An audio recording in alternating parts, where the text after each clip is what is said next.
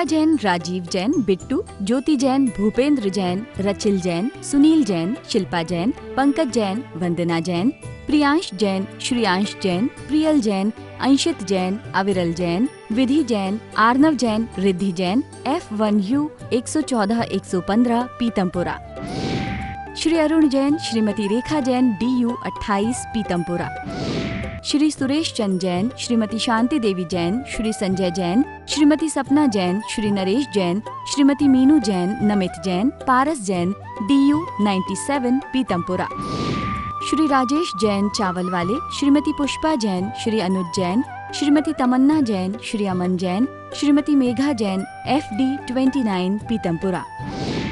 श्रीमती बिरमा देवी जैन, धर्मपत्नी स्वर्गीय Shri Lalchand Jain, Shri Sunil Jain, Shrimati Kusum Jain, Shri Saurabh Jain, Shrimati Sonal Jain, Shri Mayank Jain, Shrimati Divya Jain, master Vihaan Jain, baby Maisha Jain, DU 43 Pitampura.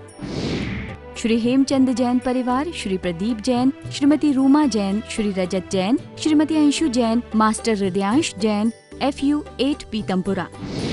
Shri Anil Kumar Jain, Shrimati Rekha Jain, Shri Kartik Jain, Shri Kunal Jain, F1U 137 Pitampura.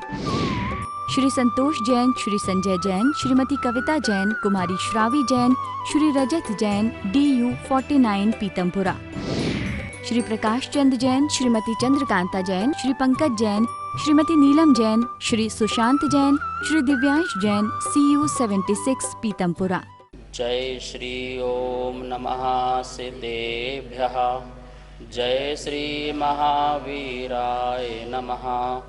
जय श्री परम्पराचार्य गुरुवे नमः। जय श्री उमा स्वामी गुरुवे नमः। जय श्री शांति सागर गुरुवे नमः। जय श्री विद्यानंद गुरुवे नमः। मोक्ष मार्गस्य नेतारं भेत्तारं कर्म भूभृतां ज्ञातारं विश्वतत्त्वानां वन्दे तद्गुणलब्धये। मंगलं भगवान् वीरो मंगलं गौतमो गणी मंगलं कुंदकुंदार्यो जैन धर्मोस्तु मंगलम। तत्वार्षोत परम मांगलिक ग्रंथ है, परम उपकारी और आत्म कल्याणकारी। आगम का समस्त सार जिसमें छिपा हुआ है, ऐसा महान ग्रंथ जिसका अपर नाम मोक्ष शास्त्र भी है, जिसके लेखक आचार्य कुंद के पट्ट शिष्य आचार्य उमा स्वामी हैं, जिसकी रचना काल विक्रम की प्रथम शताब्दी है, जिसकी शैली सूत्रात्मक है और जिसकी भाषा संस्कृत है। इसका ज्ञान करने से हम जैन शास्त्रों के समस्त शास्त्रों में स्वतः ही प्रवेश कर सकते हैं। हमारे जो बड़े छोटे बच्चे हैं, बड़े हैं, सभी लोग इसका अध्ययन कर सकते हैं। और यदि हमसे कोई पूछे कि आपके जैन धर्म में सबसे अनमोल शास्त्र कौन सा है, तो वह तत्वार्षोत नामक शास्त्र ऐसा बता सकते हैं, जिसमें 10 अध्याय हैं, 7 तत्वों का वर्णन है। प्रथम अध्याय जिसमें जीव तत्व का वर्णन है और इसका 5वां नंबर का सूत्र चल रहा है। 5वें नंबर का जो सूत्र है, उस सूत्र में बताया गया है कि आगम का व्यवहार और लोक का व्यवहार कैसा चलता है, लौकिक जीवन का व्यवहार भी कैसा चलता है। तो उसके बारे में यहाँ बहुत सुंदर वर्णन चल रहा था। हम सभी लोग उस सूत्र को एक बार पुनः बोर्ड के माध्यम से उच्चारण करते हैं, समझते हैं और फिर उसका अर्थ देखते हैं। तो यहाँ पर तत्वार्थ सूत्र प्रथम अध्याय सूत्र 1 अध्याय का 5वां नंबर का सूत्र नामस्थापना द्रव्य भावतस्तन्यासः, यह सूत्र अपन पढ़ रहे थे। और इसमें नाम प्लस स्थापना प्लस द्रव्य प्लस भावतः, सा का विसर्ग हो गया भावतः, तत्न्यासः, ना का ता हो गया तत्न्यासः। यहाँ पर न्यास किया जा रहा है, नाम का न्यास, स्थापना का, द्रव्य का और भाव का। किस में न्यास किया जा रहा है? तत् मतलब उसमें, किसमें, जो अपन ने पहले 7 तत्व पढ़े थे उसका न्यास, और सम्यक दर्शन, सम्यक ज्ञान, सम्यक चारित्र उसका न्यास। न्यास मतलब होता है निक्षेप, प्रक्षेप कहो, निक्षेप कहो, रखना कहो, प्रयोग करना कहो। जो नाम का निक्षेप या नाम रखना, स्थापना करना, और भाव और द्रव्य, इस प्रकार से 4 प्रकार से जो निक्षेप किया जाता है वह यहाँ पर इसकी बात चल रही थी। इससे पूरा लोक व्यवहार का ज्ञान भी होता है और आगम का भी ज्ञान होता है। अब अपन इसके बारे में समझते हैं।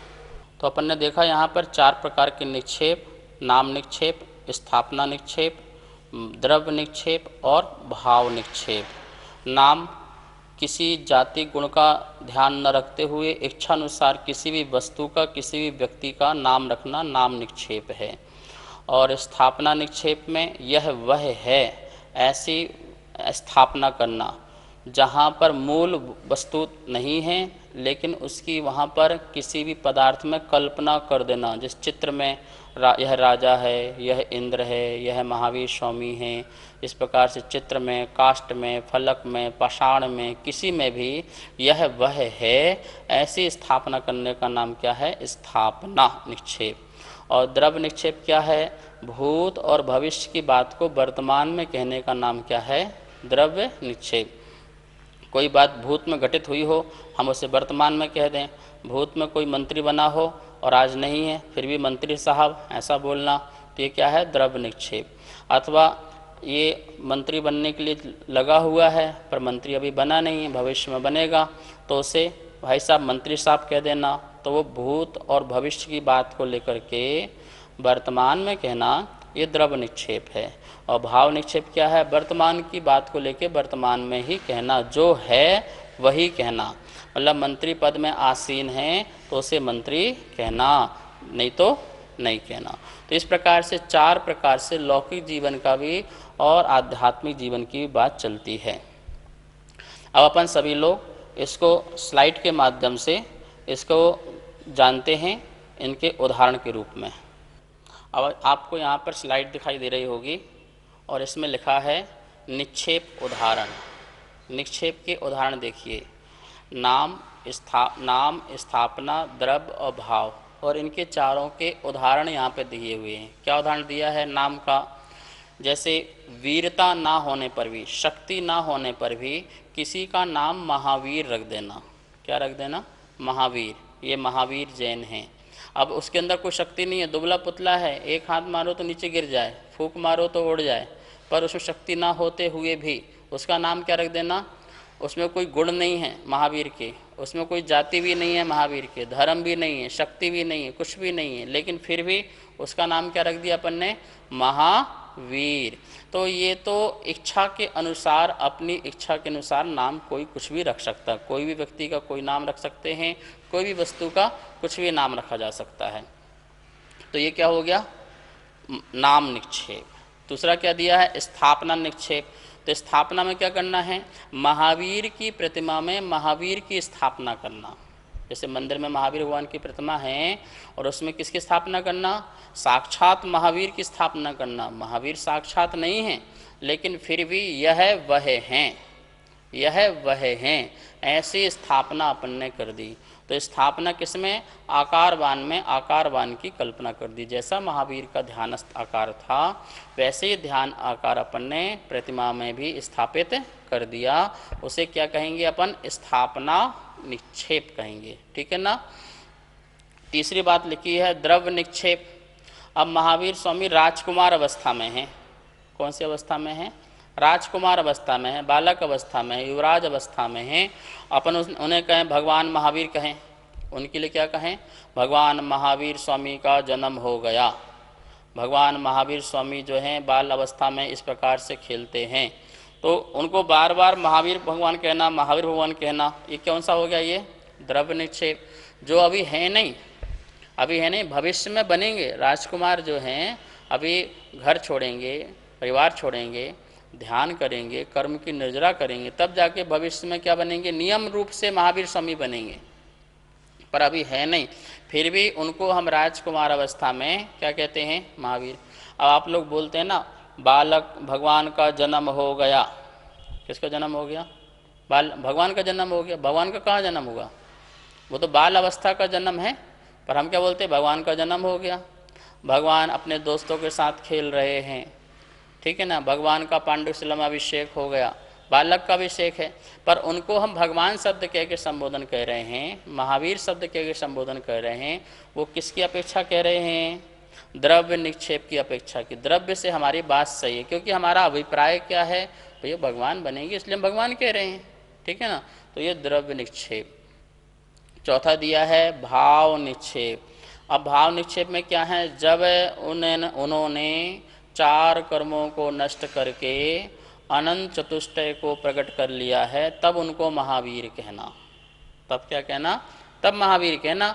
जब उनने अपने घातीय कर्म नष्ट कर लिए, ज्ञानावर्णी, दर्शनावर्णी, मोहिनी और अंतराय, इन 4 कर्मों को नष्ट करके जिन्होंने अनंत ज्ञान, अनंत दर्शन, अनंत सुख और अनंत शक्ति बल जब प्राप्त कर लिया, तब उनको क्या कहना? महावीर। तो साक्षात महावीर को महावीर कहना भाव निक्षेप, राजकुमार को महावीर कहना द्रव्य निक्षेप, और महावीर की प्रतिमा को महावीर कहना स्थापना निक्षेप, और ऐसे ही किसी का नाम महावीर रख देना, ये क्या है? नाम निक्षेप। इस प्रकार से यहाँ पर अपन ने ये उदाहरण के माध्यम से ये समझा। नमस्ते महाराज जी, मेरा प्रश्न ये है महाराज जी, राजा सैनिक वर्तमान में नरक में है और आगे तीर्थंकर बनेंगे, तो क्या वर्तमान में हम इनकी प्रतिमा बना के पूजन कर सकते हैं? बहुत सुंदर प्रश्न है। देखिए, राजा सैनिक वर्तमान में नरक पर्याय में हैं, और आगे चल के जैन शास्त्रों के अनुसार इसी भरत क्षेत्र की 24वीं में प्रथम तीर्थंकर होंगे। लेकिन वर्तमान में भी हम त्रिकाल 24वीं पूजा करते हैं, तो उसमें आगामी भविष्य काल के तीर्थंकरों की भी पूजा करते हैं जो अभी तीर्थंकर नहीं बने हैं। तो प्रश्न है, क्या हम उनकी प्रतिमा बना के प्रतिष्ठा करके उनकी पूजा कर सकते हैं? क्या? अवश्य कर सकते हैं। हमने अभी पढ़ा था स्थापना निक्षेप। स्थापना निक्षेप के 2 भेद होते हैं। कौन से भेद होते हैं? तदाकार स्थापना और अतदाकार स्थापना। उसके बाद अपन ने पढ़ा था द्रव्य निक्षेप।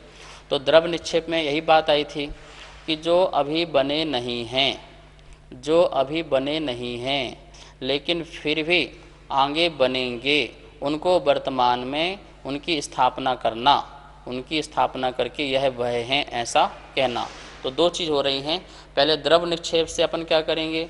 भूतकाल भविष्य की बात को वर्तमान में ले आते हैं, फिर उनकी स्थापना कर लेते हैं, तदाकार स्थापना कर लेते हैं। तद आकार, जैसे वो तीर्थंकर होंगे शांत दिगंबर मुद्रा, उनकी वैसे ही प्रतिमा बना करके उनमें उसी प्रकार का भाव प्राण प्रतिष्ठा दे करके यह तीर्थंकर हैं, ये तीर्थंकर हैं, ये अनंत चतुष्टय के धारी हैं, इस प्रकार से उनकी प्रतिमा बना करके हम पूजन कर सकते हैं। तो भविष्य काल में जितने भी तीर्थंकर होने हैं, हम उनकी वर्तमान काल में भी प्राण प्रतिष्ठा करके यह वह हैं, यह वे जो हैं यह हैं, इस प्रकार से हम उनकी स्थापना करके पूजन कर सकते हैं। नमस्ते गुरुदेव, मेरा प्रश्न यह है, जब हम पूजा करते हैं तो हम पुष्प का नाम लेते हैं, लेकिन हम पुष्प नहीं चढ़ाते हैं, हम पीले चावल चढ़ाते हैं। उसी तरह हम नैवेद्य का नाम लेते हैं, लेकिन हम नैवेद्य न चढ़ाकर नारियल की चटक चढ़ाते हैं। तो ये कौन सी पूजन कहलाती है?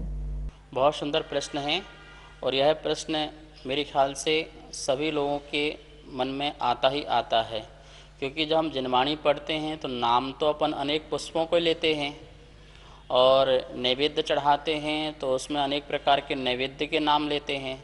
जैसे आप लोग पूजा पढ़ेंगे तो उसमें जब पुष्प चढ़ाएंगे तो क्या नाम आते हैं? चंपा, चमेली, गुलाब आदि ऐसे रियल पुष्पों के नाम आते हैं। और जब अपन नैवेद्य चढ़ाते हैं तो उसमें नाम जब आते हैं बावर, खावर क्या होते हैं, गुजिया और ये घेवर, अनेक प्रकार के मिष्ठानों के नाम, खाद्य पदार्थों के नाम आते हैं। तो इस प्रकार से नाम तो कुछ आते हैं और चढ़ाते अपन कुछ हैं। तो ये प्रश्न है कि ये फिर कौन सी पूजा है? तो देखिए, इसका समाधान अपने इसी आज के क्लास में है, ठीक है ना। अपन ने अभी स्थापना निक्षेप पढ़ा, तो स्थापना निक्षेप के 2 भेद होते हैं, तदाकार स्थापना और आ तदाकार स्थापना। जैसे कि मैंने आपसे कहा था कि कॉपी पेन लेके बैठें, जिससे जो बस बात हो उसे नोट भी कर लें, आपको याद रहेगा, स्मरण रहेगा। तो तदाकार स्थापना और अतदाकार स्थापना। तदाकार में क्या है, जो वस्तु जो है उसमें उसी का ही स्थापना करना, वो तदाकार स्थापना है। और जो वस्तु जो नहीं है उसमें भिन्न वस्तु में भिन्न वस्तु का स्थापना करना। जो वस्तु है उसका आकार कुछ अलग है और जिसकी स्थापना कर रहे उसका आकार कुछ अलग है। जैसे चावल, चावल का आकार तो कुछ अलग है, अपन ने पीले चावल बना लिए और उसमें अब किसकी कल्पना करना, जो चंपा, चमेली, गुलाब, पुष्प आदि हैं उसकी उसमें क्या करना, स्थापना करना। हम लोगों के पास अब बाग बगीचे नहीं हैं, हम लोगों के पास जो शुद्ध फूल पुष्प आदि मिलने चाहिए वो नहीं है, तो क्या करते हैं, तो हमने तदाकार पूजा कर ली, अतदाकार पूजा कर ली। अतदाकार मतलब क्या, चावल का आकार कुछ अलग है, उसका स्वरूप कुछ अलग है, पुष्पों का आकार कुछ अलग है, उसका स्वरूप कुछ अलग है, और उसमें ही हमने क्या कर ली, पुष्प की कल्पना कर ली। ऐसे ही नैवेद्यों का स्वाद, मिष्ठान, आकार, प्रकार सब अलग है। अब जो घेवर है, गुंजिया है और मिष्ठान हैं, इनके आकार और स्वाद सब अलग हैं। और हमारी जो नारियल की जो चटक है उसका स्वाद और आकार कुछ अलग है। अब हम ये अपनी प्लेट में ये रखें, चटक रखें, और क्या कल्पना करो, ये बढ़िया से बढ़िया स्वादिष्ट मिष्ठान व्यंजन हैं और इसको मैं आपके चरणों में चढ़ा के जाता हूँ जिससे मेरी क्षुधा क्या हो जाए, नष्ट हो जाए। तो अपन ने वो कल्पना करके वो चढ़ा दिया। ऐसे ही पुष्प जो है आकर्षण का प्रतीक होता है, तो मेरा संसार के प्रति बहुत आकर्षण है, भोग विलास वस्तुओं के प्रति बहुत लगाव है, खिंचाव है, वो समाप्त हो, वो आकर्षण समाप्त हो, तो मैं पीले चावल में पुष्प की कल्पना करके उसको क्या कर देता हूँ, समर्पित कर देता हूँ। तो ये कौन सी पूजा कहलाएगी, ये अतदाकार स्थापना नाम की पूजा कहलाएगी। लेकिन कोई व्यक्ति भाव निक्षेप से भी तो पूजा कर सकता है। भाव निक्षेप में क्या है, जो वस्तु जैसी है वही वस्तु का होना, उसका नाम क्या है, भाव निक्षेप। तो जो रियल पुष्प हैं वो भाव निक्षेप में आ जाएंगे, जो रियल में ही नैवेद्य है वो भाव निक्षेप में आ जाएंगे। तो कोई व्यक्ति भाव निक्षेप से पूजा कर रहा हो तो उसे अपन गलत ना कहें, और कोई अतदाकार से करना चाह रहा हो, उसकी मजबूरी है, शुद्ध घी ना मिले, शुद्ध सामान ना मिले, तो कहाँ से बाज़ार से लाएं, कहाँ से खरीद के लाएं। तो इसलिए भैया हमने इस नैवेद्य में ही इसकी क्या कर दी, भगवान कल्पना कर दी। तो कोई गलत नहीं है, अतदाकार स्थापना पूजा भी सही है। और भाव निक्षेप से यदि कोई के पास व्यवस्था है, शुद्ध की व्यवस्था है, और भाव निक्षेप से वह काम करना चाहता, भगवान की आराधना करना चाहता है, तो उसके लिए रियल चीज़ों से भी कहीं कोई आगम में दिक्कत नहीं होती है। इसी प्रकार हम जिन आगम को अपनी विस्तार दृष्टि से समझेंगे तो हमें सब प्रकार के विवादों से बच सकते हैं, निर्विवाद धर्म कर सकते हैं। जिस प्रकार से मैंने आपको स्थापना का बताया, तो स्थापना एक ऐसी चीज़ है जिसमें पाप पुण्य का खेल चलता है। स्थापना पाप पुण्य की बात चलती है।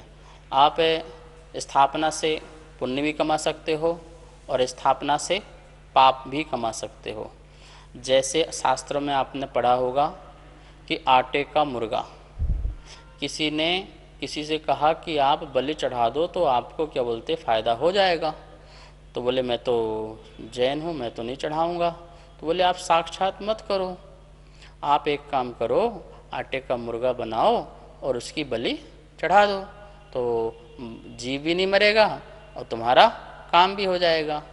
लेकिन साक्षात 5 इंद्रिय जीव की हिंसा का दोष लगा और वो नरक निगोद आदि में गए, त्रियंचों में गए, बहुत दुख उठाया।